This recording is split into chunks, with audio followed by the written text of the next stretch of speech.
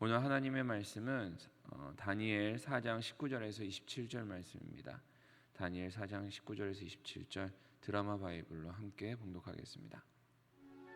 벨드사살이라 이름한 다니엘이 한동안 놀라며 마음으로 번민하는지라 왕이 그에게 말하여 이르기를 벨드사살아, 너는 이 꿈과 그 해석으로 말미암아 번민할 것이 아니니라. 내 주여, 그 꿈은 왕을 미워하는 자에게 응하며 그 해석은 왕의 대적에게 응하기를 원하나이다. 왕께서 보신 그 나무가 자라서 견고하여지고 그 높이는 하늘에 닿았으니 땅 끝에서도 보이겠고 그 잎사귀는 아름답고 그 열매는 많아서 만민의 먹을 것이 될 만하고 들짐승은 그 아래에 살며 공중에 나는 새는 그 가지에 깃들었나이다. 왕이여, 이 나무는 곧 왕이시라. 이는 왕이 자라서 견고하여지고 창대하사 하늘에 닿으시며 권세는 땅 끝까지 미치심이니이다. 왕이 보신즉 한 순찰자, 한 거룩한 자가 하늘에서 내려와서 이르기를 그 나무를 베어 없애라. 그러나 그 뿌리의 구루터기는 땅에 남겨두고 쇠와 노줄로 동이고 그것을 들풀 가운데에 두라. 그것이 하늘 이슬에 젖고 또 들짐승들과 더불어 제 몫을 얻으며 7대를 지내리라 하였나이다. 왕이여, 그 해석은 이러하니이다. 곧 지극히 높으신 이가 명령하신 것이 내 주 왕에게 미칠 것이라. 왕이 사람에게서 쫓겨나서 들짐승과 함께 살며 소처럼 풀을 먹으며 하늘 이슬에 젖을 것이요 이와 같이 7대를 지낼 것이라. 그때 지극히 높으신 이가 사람의 나라를 다스리시며 자기의 뜻대로 그것을 누구에게든지 주시는 줄을 아시리이다.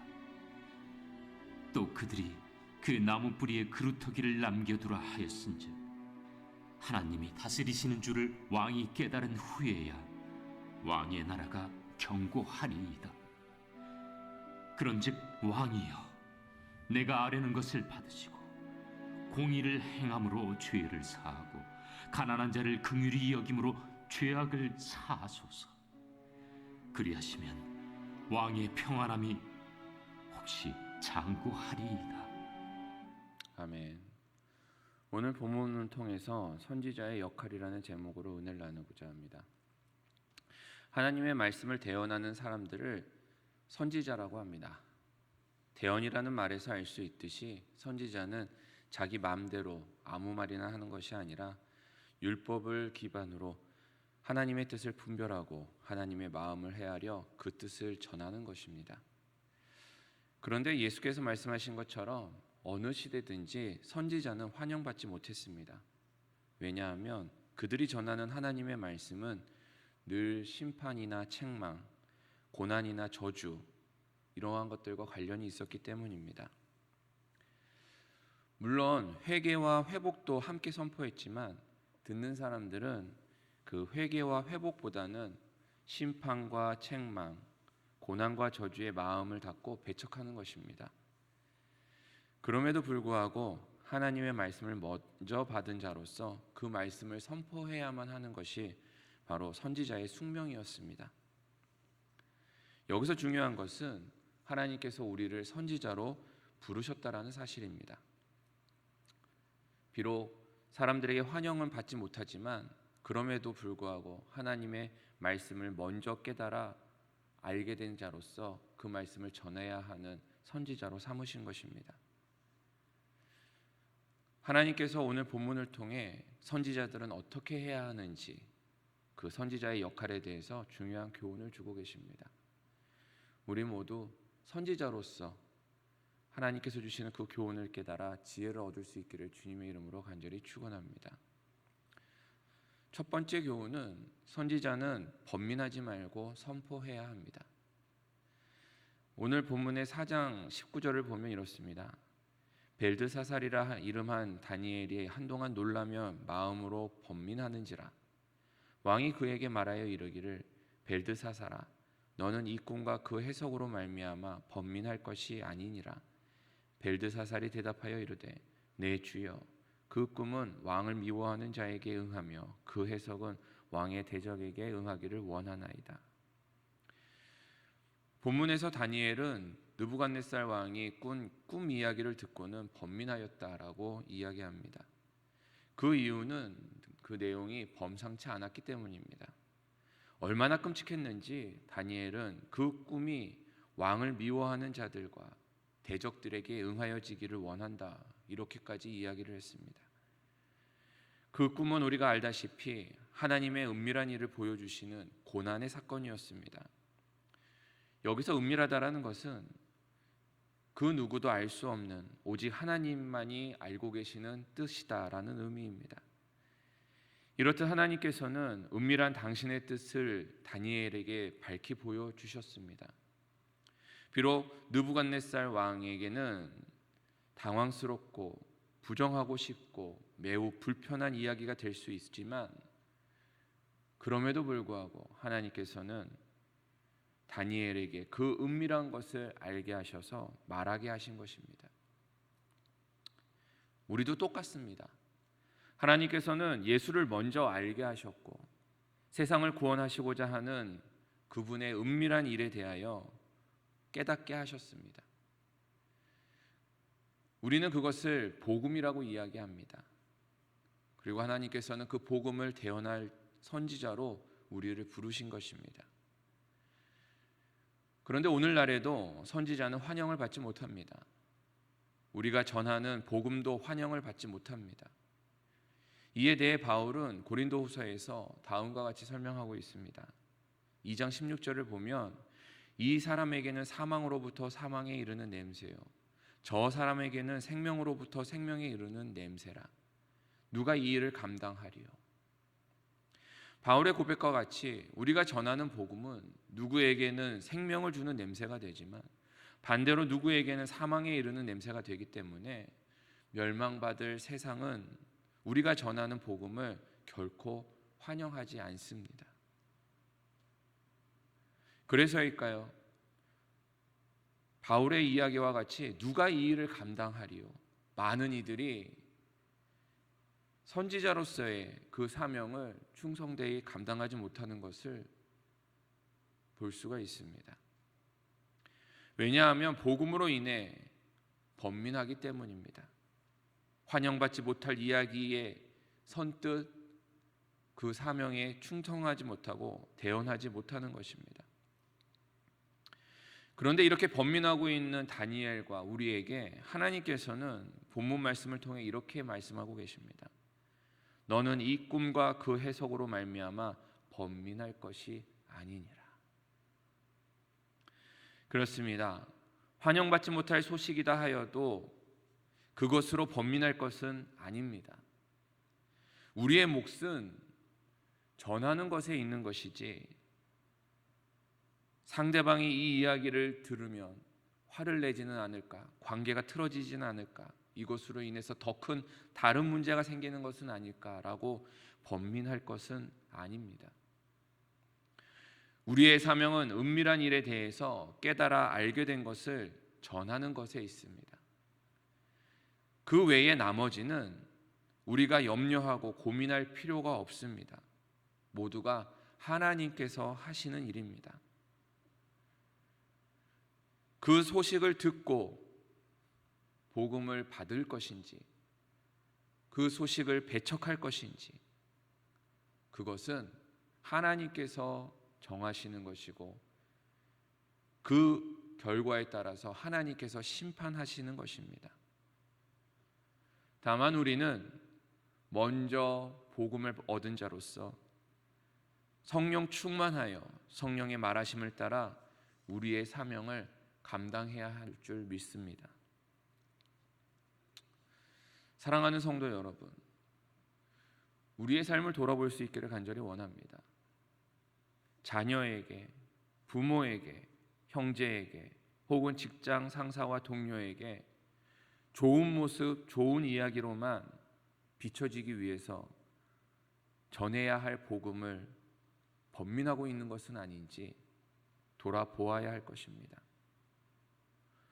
혹시 이 이야기로 인해서 소식 듣는 자들이 배척할까봐, 거절할까봐, 혹은 그와 관계가 틀어질까봐 염려하고 있는 것은 아닌지, 그것으로 인해 받을 핍박이 두려워서 번민하고 있는 것은 아닌지 되돌아볼 수 있기를 간절히 바랍니다.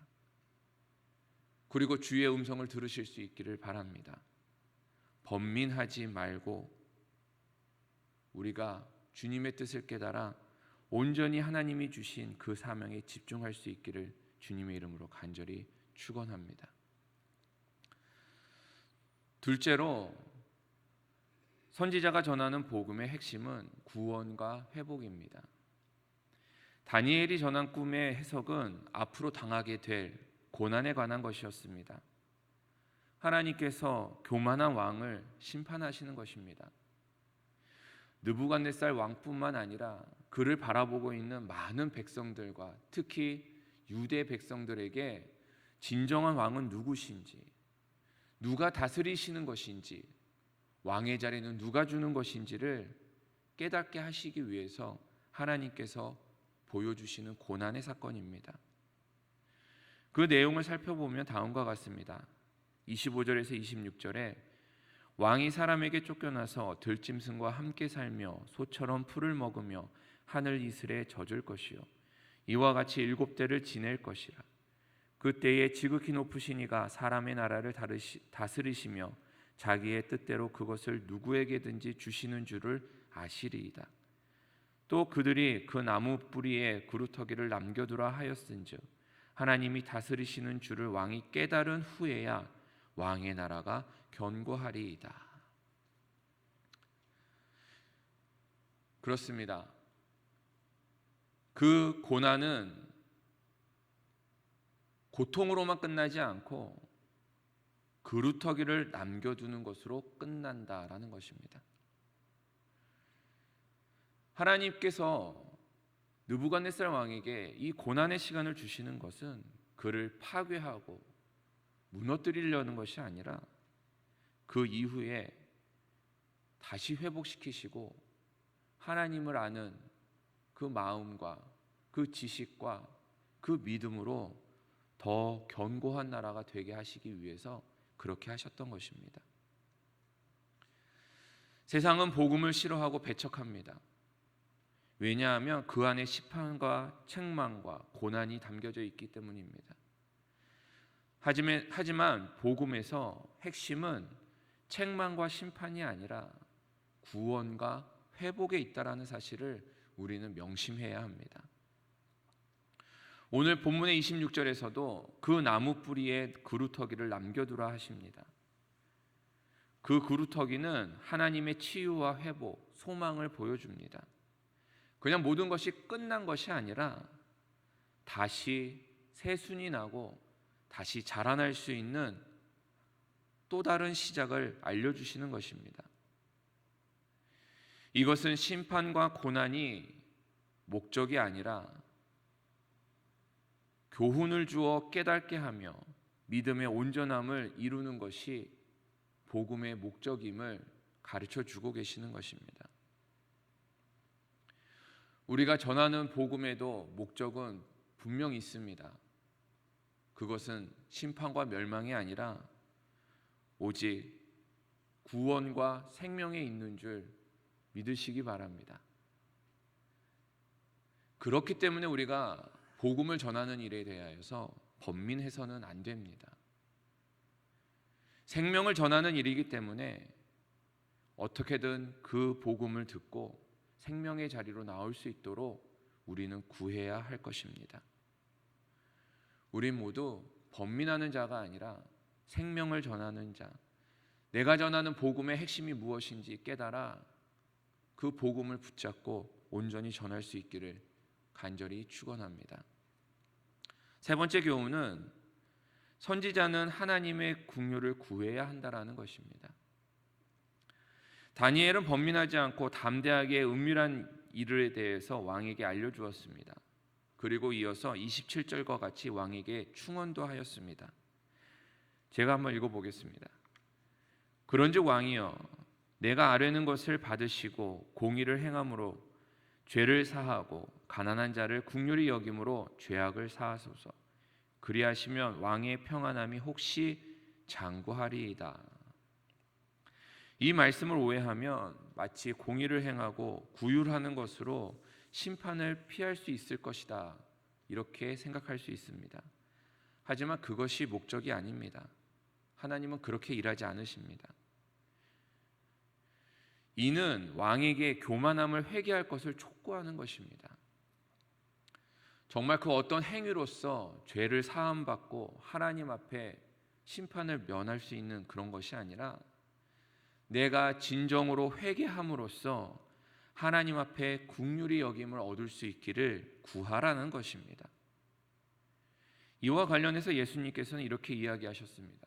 긍휼히 여기는 자가 긍휼히 여김을 받을 것이다.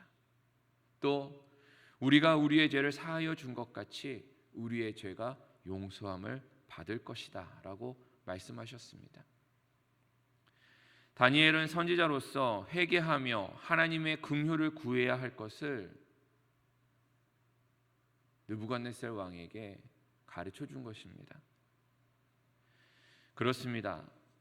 누구보다도 하나님께서 이미 정하신 은밀한 일이었지만 그럼에도 불구하고 하나님의 긍휼에 기대어서 그 고난과 심판이 지나가기를, 아니면 그 날과 수가 감하여지기를 구해야 한다라고 다니엘은 가르쳐주고 있는 것입니다. 성도 여러분, 하나님의 은밀한 일은 이미 정하신 바 되었습니다. 그럼에도 불구하고 하나님께서는 택하신 자들을 위해 그 날을 감하시겠다라고 약속하고 계십니다. 마태복음 24장 22절을 보면 그 날들을 감하지 아니하면 모든 육체가 구원을 얻지 못할 것이나 그러나 택하신 자들을 위하여 그 날들을 감하시리라. 그렇기에 우리는 선지자로서 하나님의 긍휼을 날마다 구해야 합니다. 택하신 자들을 위하여 그 고난의 시간이, 그 심판의 시간들이 감하여지기를, 고난의 무게가 감하여지기를 간구해야 하는 것입니다. 그리고 더 나아가 그 고난을 통해 깨달아 알기를 구해야 합니다.